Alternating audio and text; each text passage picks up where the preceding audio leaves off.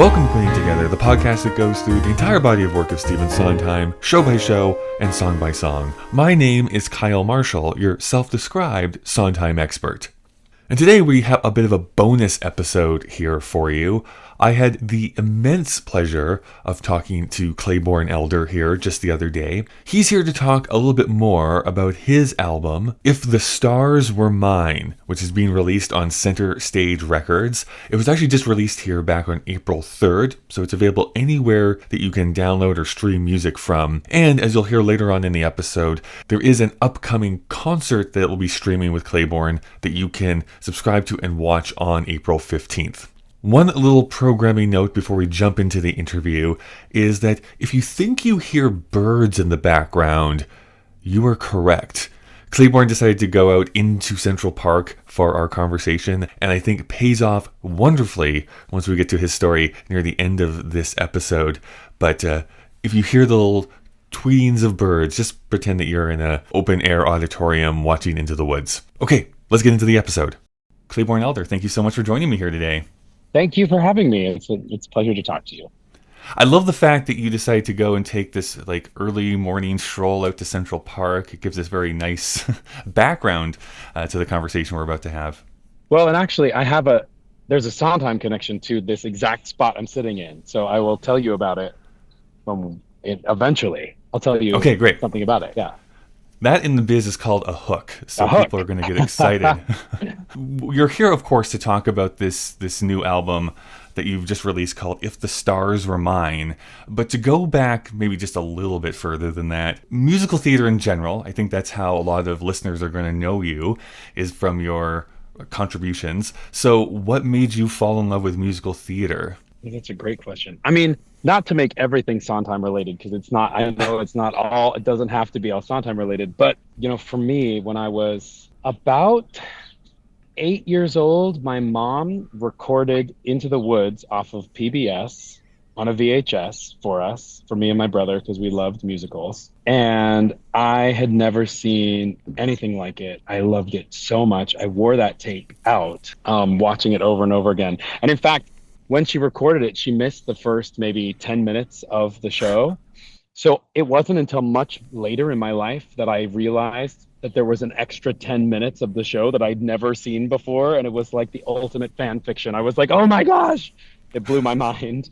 I fell in love with it. The whole prologue of when you get introduced to all the characters. Totally. Oh, this would have been interesting to know. It was all new to me. All new. It was hilarious. I'd never seen anything that was so sad and funny and complicated and moving, and took something that I was so familiar with and made it so new, and I just loved it so much. And from there I got into cast albums and listening to things like that. And then I did my first musical when I was in I did Oliver when I was in 6th grade. I played the Artful Dodger, and I just loved it. I fell in love with it right away and was like, I think I'm going to do this for a very long time. That Into the Woods production is such a seminal moment, I think, for a lot of people. But I mean, just speaking for myself, I don't know if it's unique to queer kids or not. I don't know, but it's just the fact of this is funny and this is fun and this is thrilling, but also so incredibly sad, and I want more of it. I don't know what it is, because I hear that so many times. This is great, it's also really sad, and that's why I enjoy it. Yeah, I think that there is something to shows that can do that to you, and I think that is true of a lot of Stephen Sondheim's work. There's an inherent longing and sadness about it. They're always within it. There is that exists. Of course, you've been in a bunch of different things. As we're talking, I believe you just wrapped up The Wild Party, correct? Correct. Yeah, we closed on Sunday. Actually, I'm a fairly new fan to The Wild Party. I only actually listened to that version of The Wild Party here last year for the very first time, and kind of got so obsessed with it for a bit. I was like, this is so amazing. I can't believe someone had to perform this 8 times a week. My gosh. It was a huge challenge. We did it it was a City Center Encores show, so we put it together in 10 rehearsals, technically. Oof. And that first day we sat down and we're learning the music, and we all were collectively like, no, we can't do this. I don't know how will we ever learn this because there are no songs. The songs like move in and out of each Hmm. other and come back and reprise, and like it's almost completely sung through or underscored. So it really is like a jazz opera and so complicated. Michael John LaChiusa is a genius. Yeah, it's amazing, and like kudos to the musicians that are on stage the entire time, just going ham. Like I just, Gosh. yeah, Yeah, it's a kind of a feat every night. truly, truly. But thrilling. Again, and speaking of Hmm. sadness and speaking, I mean, like it was such an interesting part to play for me if you're not familiar with the show because Hmm. I play a lot of nice guys. I generally play a lot of like good nice guys, and this person is a complicated kind of starts out charming and delightful and nice and ends up being kind of a very bad person, and that was exciting for me. I had a friend of mine from college who wrote me who I haven't seen in a very long time, who wrote me afterwards and said, I just looked in my program and saw that you were the person playing Jackie, and I had no idea it was you because it was such a you had put on such a large character kind of that I didn't even know it was Hmm. you. And I was like, that's maybe the best compliment I've ever received. Is you didn't even know it was me. This is actually part of the press release for your album, and I thought it was such an interesting thing to include about often hailed as handsome and intense. So I don't know, where do you think that comes from? I don't know. I mean, I think that I was raised very religious and I had a very happy childhood and like I had a very nice home life. But there was also a lot of sadness in my early life, a lot of there were several tragedies that kind of happened within my family while I was young. And I think that there was always this I think that that's why I started to try to make people laugh, is that there was all of this sadness at my house, not direct, not because of any person being a bad person or anything like that, but just there was like a lot of untimely death. And I think that I started as the youngest of the family trying to make everybody laugh because there was all this kind of sadness, but also that sadness was always sort of a part of me and who I was. And so I think that's where some of the intensity comes from. I oftentimes play characters who I play like nice guys who are flawed, in a Tennessee Williams kind of way. Of like, and so, yeah, I think that there is this sort of darkness about me or not darkness, but a sadness about me that I think people see in my work. And like my relationship with sadness is always Yeah. present in my work, and pain. Hmm. Well, great segue then to get into the album itself. Like, Mhm. who started the ball rolling on this? Was this something you've always wanted to do, or did someone say like you should do this? My last Broadway show was Company, and when Company Hmm. closed, I decided I was going to take a little kind of theater break. My son was 6 at the time, 5 turning 6, and he's little for such a short time that I really wanted to be. I had missed bedtime for 8 months, and I really Hmm. wanted to be at home. And I was working on the Gilded Age, and I was like, I have a job. Let me just do that TV show and be at home. But also, I'm going to put together a concert to start touring around, because a lot of people had asked me to do one, and not asked me to do one, but just said that they would book me. And I was like, well, that's a great, job to make money. So I was like, I should put together a show so I can make some money while I'm not doing theater. And as I was putting it together, I really wanted to focus on the things I wanted to say more than the songs I wanted to sing, because I felt like that was more important to me. And I kind of was like, what are the things I'm most afraid or feel most vulnerable to talk about in front of people? And I kind of chose those things to start the show from, like as I was exploring what to talk about and sing. And then the songs kind of came out of that. And I've been doing this show, I expected to do it for a few months at some venues, and it just kept getting booked and booked and booked. And because it's kind of a cross between a stand-up comedy show and my TED Talk, it's like sort of a piece of theater, but sort of a concert. So theaters were booking it, and concert venues were booking it, and comedy clubs were booking it. And so I was doing it a lot and refining it and writing it. And somebody came up to me and said, there were several people that were like, I would love versions of these songs, because I kind of tried to, every song I did do in my show, I sort of reimagined in some way. So that the audience would maybe hear it in a way that they hadn't heard before. And people kept asking me where they could find the versions of the song. And I was like, I don't know where right now. And so eventually I was like, I'm going to put together an album. And it's a scary thing when you are an actor who is used to being paint on other people's canvases Hmm. to say, I'm going to make something that's really entirely just me. And so it made me nervous because, there's also that like, oh, who's going to listen to this? It's my niche little musical theater jazz album. And somebody said to me, I bet Claybourne Elder at 21 would have loved to have that album. And I was like, yep, you are totally 100% right. And so I decided to make it. That's cool. How long of a process was it? It took me a little over a year. I started making the arrangements and started working with, because my solo show just is with a piano. And so I needed the songs arranged for a band. So I was working with arrangers on the music for the band. And actually I was working with the Indigo Girls on a Oh, musical wow. and that I've been working on since the pandemic, just as an actor. But Hmm. and I was talking to Emily from the Indigo Girls about it, and I was like, yeah, and I think I just need to. There's some things I don't love about it right now, but I think I just need to get it done and release it. And she was like, no, you don't. You need to get it right, and you need to take as long as you need to get it right. And I was like, all right, Indigo Girl, I'm gonna listen to you. And I did. So I took an extra few months. I like went back into the studio to record some vocal things that I wanted to fix, and some band things that I wanted to fix. And, who knows if I'll ever do it again. So I wanted to do it right. I can understand that impulse, right? Of like, if this is the only time I get to do this, then I might as well make it the best thing I can possibly make, right? Totally, totally. Yeah. Was this a case of, oh my gosh, I have like 50 songs I want to try and include on this album and you had to whittle it down? Or was it like, I have 2 songs I know I want to do and I build it out? Well, the good thing was I had decided I was going to record the songs from from the solo show Hmm. because I was like, this is a great mix of songs. I feel really good about these songs, these arrangements. Each one has a really, really specific meaning and story. I tell people that it's like the songs on the album are like diary entries, really. Each one of them has such a strong connection to something in my life that it's not just like, I love this song. There's a story behind each of them. And, I included in the liner notes of the physical album, and I wonder if you can see them online. I think you can on the website, but On the website, you definitely can, yeah. yeah, liner notes of each of the songs and why I included them and what they mean to me, because I really think the story of the songs is very important. And I sort of have a dream.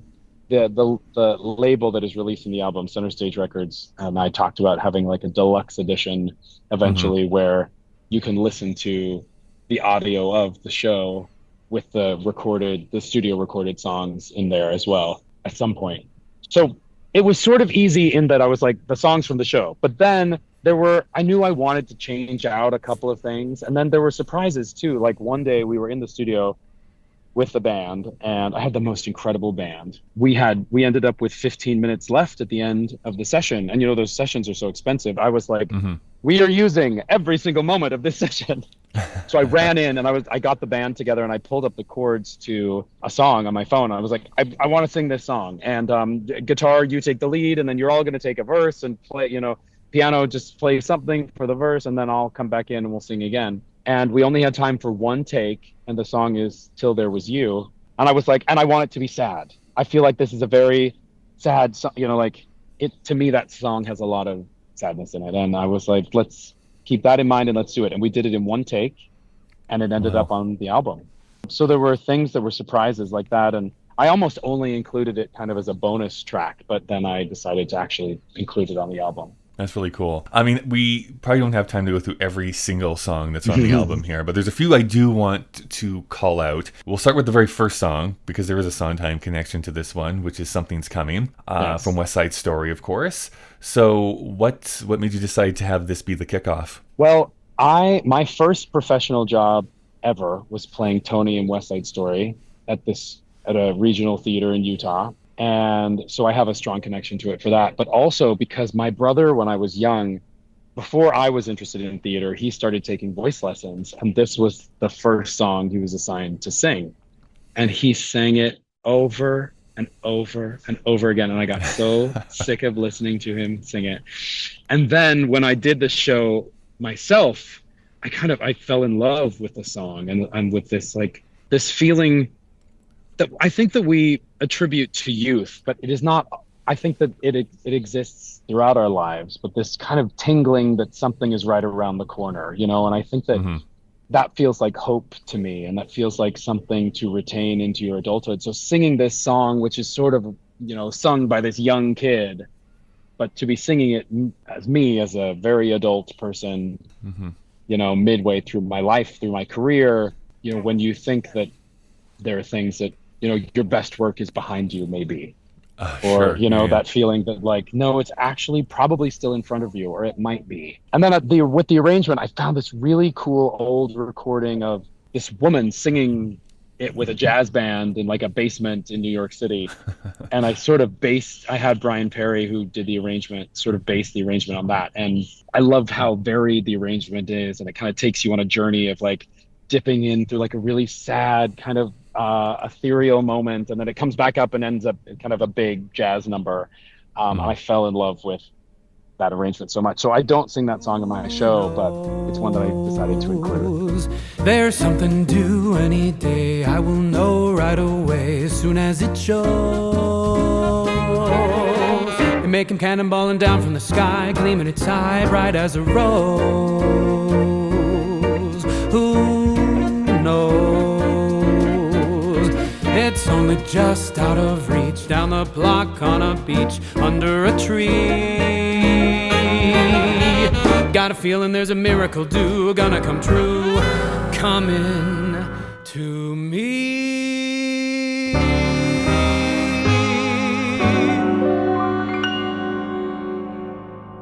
I mean, you hit on something really interesting here, which I do often think about how theater songs have a very specific context in the shows that they're a part of.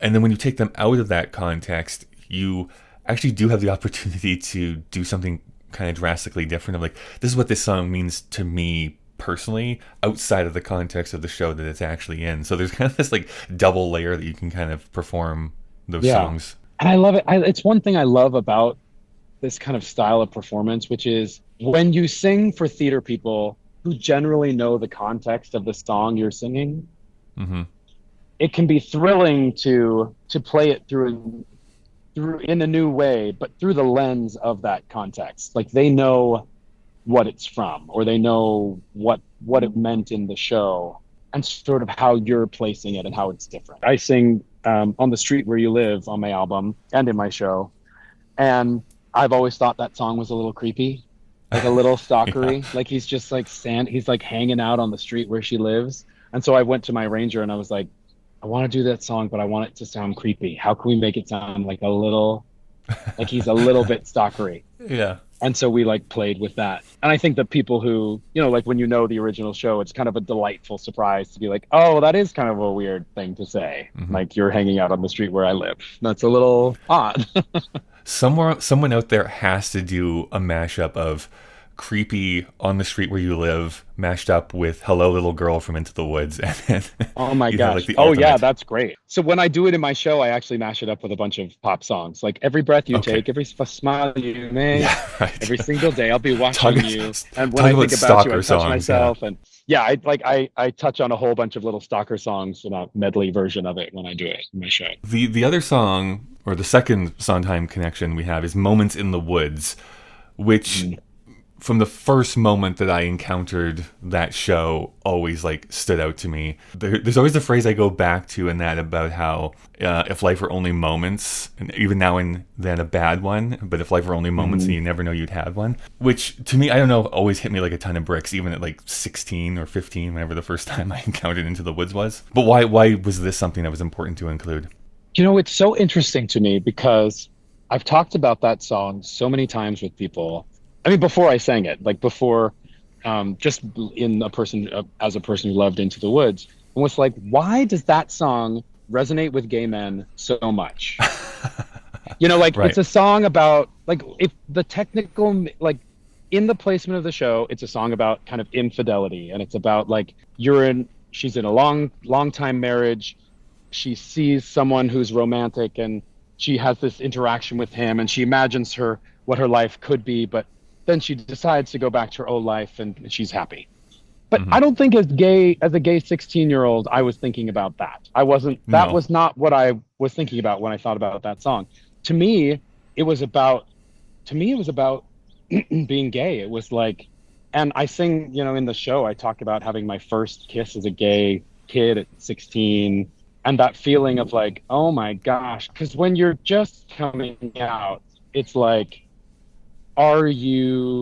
is this something that's going to happen one time, or am I going to be out, or am I going to be, and it suddenly kind of becomes about that. And I think that's why for so many gay men, it's a song that like we connect with, and so when I sing it, that's what I'm thinking about is kind of like being a little Mormon kid, having my first gay kiss, being like, oh my gosh, is this something I'm going to do? Like, or is this just a one-time thing? But it's very interesting. So I knew, and I wanted to sing it, and I knew I wanted to sing it in kind of I want it to sound acoustic. I want there to be to be guitar heavy, just because I thought that was interesting. Like I love when Sondheim is done in a kind of acoustic way because it's so complicated and interesting. And so that's sort of where that came from. I mean, I think like every little gay boy wants to be the baker's wife. I wish there were a way to gender swap that show. There isn't technically, but I don't know. I wish there was, because I would give anything to play the baker's wife. Anything. Yeah, someone pitched to me a while ago about like an all drag Into the Woods, and I was like, I think I would like to see that at least once. I would totally see that. That would be delightful. I mean, and as a gay dad, like I joke oftentimes that as a gay couple, we did a surrogacy, and having a surrogacy is sort of like, like you have to find the cape is red as blood, the hair is yellow as corn. You have to. It's a journey. You have to find the uterus is strong. It's so it felt like that to me. It's sort of just yelling at random people on the street, like those shoes made of gold. Exactly. That's sometimes what it felt like. Why not both instead? There's the answer if you're clever. Have a child for warmth, and a baker for bread, and a prince for whatever. Never. It's these woods. Face the facts, find the boy, join the group, stop the giant, just get out of these woods. Was that him? Yes, it was. Was that me? No, it wasn't. Just a trick of the woods. Just a moment, one peculiar passing moment. Must it all be either less or more, either plain or grand? Is it always or is it never? And that's what woods are for. The other song I want to mention here is not a Sondheim song, but I just thought it was such a lovely lullaby addition to it, which is If the Stars Were Mine, which is the name of the album itself. And you were mentioning about those liner notes that you had written in here, but you mentioned about how you sing this song to your son almost every night. And you finish off the liner notes saying that, and if he ever tells me to stop singing, I'll probably sing it anyway, quietly from the hallway. So, tying back into that sadness that we've already brought up here a couple of times. Yeah. See, there's always an underlying darkness with me. But yeah, this song, I actually sang it at Moises Kaufman's wedding, who wrote the Laramie Project. He's an old friend of mine. He asked me to arrange all the music for his wedding, and he was like, I want to find like songs, just like for walking down the aisle, all these things. And I found this song while I was searching, and people think it sounds like it's an old jazz tune. And sometimes people say to me like, oh, I love what you did with that old song. And I'm like, it's not an old song. It was actually written not that long ago by Melody Gardot. And I love it. And it's so sweet and simple. And so I sang it at their wedding. And then a couple of years later, my son was born, and I started singing it to him every single day. And then it just kind of became our song, that I sing to him all the time. And it's not something my mom sang to me, obviously, but it just sort of ended up being our song. And I wanted to sing it on the album, and I wanted to, do it in a different way than Melody had done it. And actually, Melody and I had connected once because I have this nonprofit that she reached out to me and made a donation to, and gosh, I'm your biggest fan ever. And she just had a baby recently. And so I like to think that maybe she's singing this song to her little child now. So when others would have rain clouds, you'd have only sunny days. If the stars were mine, I'd tell you what I'd do. I'd put those stars right in a jar and give them all to you.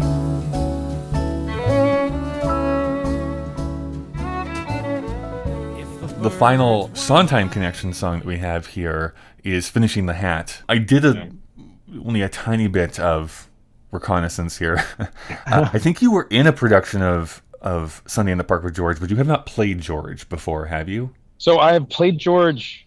I've played George 3 times, and then I've stood by for just in regional production. So and then I stood by on Broadway. On Broadway, I was the soldier, and I stood by for Jake Gyllenhaal on Broadway. I never went on, which is actually great because when you're covering like those big stars like that, and then they call out of the show, everyone's just disappointed, and it's like the best day of your life because you get to go on, but everybody else is like, we want our money back. So I'm glad I never did, but then I did Sondheim on Sondheim at the Hollywood Bowl, and I did get to sing Finishing the Hat with the LA Philharmonic at the Hollywood Bowl, like outside under the stars. It was one of the most incredible moments of my life. But so I love this song very much, having sung it, so many times. And to me, that show is it's about an artist who is trying very hard to make this perfect thing. And he kind of loses connection with everyone in his life because he's working so hard to make this thing perfect, this piece of art so perfectly. And I think that anybody who has done anything creative knows that feeling, knows what it's like, and knows how much of you it takes to really make something great. Not that I know that I've ever made anything great before, but that the difference between doing a good job and doing something great is a huge difference in amount of time and energy and focus that it takes. And so I love that song. To me just describes that feeling so perfectly, kind of unlike anything else I know. Yeah. I think it's such a hard emotion sometimes to really communicate to someone who is not maybe in the arts or in the creative realm of things. I know sometimes that's the knock on the show, that it's sometimes impenetrable to certain audience members. But for me, it's like, no, I totally get this emotion. I totally understand losing yourself into something that you're trying to make and trying to make great, to the detriment sometimes of relationships and even to your own health, sort of thing. You're giving yourself over to that art of creation. Definitely. Now, is that why you're in the park today? So, well, let me tell you about why the park. So my first job ever was in Roadshow, which played off Broadway, the Public Theater. Previously it had been Wise Guys and Gold and other things. Yeah. But Stephen Sondheim had been writing it his whole life. He'd been writing it since he was in his 20s. This story of those brothers, and I got cast, and it was my first job, and I was so nervous. And I used to come to this spot right here on my day off from rehearsals to learn my songs and my lines. And so I would come and I would sit right where I am right now. This was 18 years ago, and learn my lines. And during that time, I got to be good friends with Steve's husband, Jeff, and Jeff and I then started jogging together in Central Park. And we would jog together about once a week. We would go running in Central Park together for years. And I got to be close with him. And then cut to a couple of years ago when I was in company, we had the first week of previews of the show.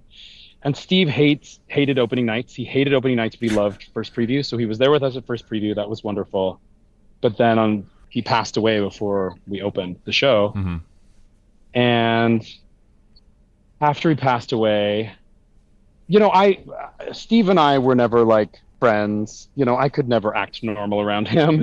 How do you become friends with like an octogenarian who's a genius? It's when you're not, when you're young. But because he was really responsible for giving me my career, he always looked out for me, sent me opening night telegrams sometimes and things. And then because I was good friends with his husband, we would like during the pandemic, my husband and my son and I would go over to their house in Connecticut and hang out with them. And it was very moving. I have these like great pictures of my son and Steve. And then when he passed away during company, I was kind of I reached out to Jeff, right after.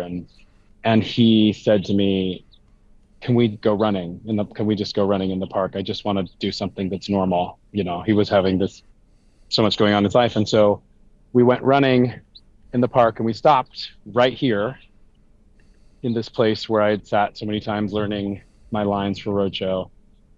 And we sat, and he just told me all about what happened and what he was doing and how he was feeling. And we just sat here for, I don't know, a while. Wow. And so this place is like, like if a spirit of someone can exist in a place for someone, this is sort of where I think of Steve and my relationship with him. Though I was never here with him, like he was never in this physical place with me. Whenever I walk past this place, I always am like, this is where the spirit of Stephen Sondheim is to me. That's so powerful to have that spot that you can kind of go and commune. Yeah. I know you said you were raised religious yourself, but even outside of the religious context, I think that there are these places where people just can naturally go to, whether it is outdoors or another physical place. There is just like this ineffable thing that I'm drawn to this, and I feel spiritual here, even if you may not yourself say that word. Yeah. That is that's such a beautiful story. Absolutely true. Yeah, that's exact. Mm-hmm. You hit the nail on the head. It's bizarre that this place, I'm sure I'm the only person that is like, this is where the spirit of Sondheim resides. But to me, it is like the place that I think about him every single time I walk past here. And, so it seemed like the right place to be to talk about him. Yeah. What's next for you? Obviously, there's this album that's being released here this month. Yeah. And actually, when this episode goes out, it will have probably been already released a couple of days. Okay. So people can literally go and get it now. Is that just what you're focused on, or is there anything else that you're working on here? Yeah, I'm doing residency at 54 Below for the album release. And the first 2 days of the residency will probably be over. It's April 3rd and 4th. But April 15th, if this is out before April 15th, definitely will be up before April 15th. Oh, great. So there is a live stream of my show happening on the 15th from 54 Below.